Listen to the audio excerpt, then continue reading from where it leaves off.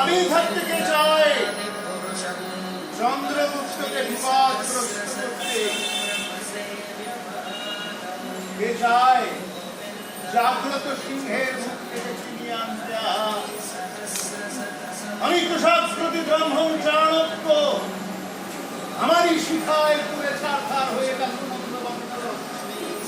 প্রতিষ্ঠা পেয়েছেন চন্দ্রগুপ্ত সার্বভৌম সম্রাট। লিখেছে আমার অপমানের জ্বালা। তাহলে তো আপনি নিশ্চিন্ত আচার্য। পারতাম, নিশ্চিন্ত হতে পারতাম, যদি না অনাত্ম রাক্ষস জীবিত থাকে। সে এখন গোপনে মিলিত হয়েছে নন্দবংশের শেষ উত্তরাধিকার মলয়কে ছলা করছে কি করে? ওকে পথ থেকে সরিয়ে নন্দরাজ্য আবার পুনরুত্থান করা যায়। তাহলে উপায়? তাহলে এখন উপায় আমার পরম্পরা দাও।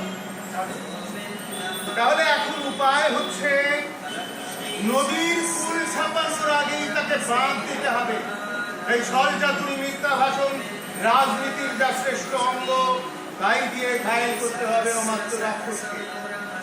এবং অবশেষে আমাদের পক্ষে টেনে আনতে হবে সিংহকে হত্যা করে মূর্খ শিকারী আর দুষ্ট তাকে খাঁচায় করে বন্দি করে ব্যবহারের জন্য। কিন্তু তাই বা সম্ভব কি করে?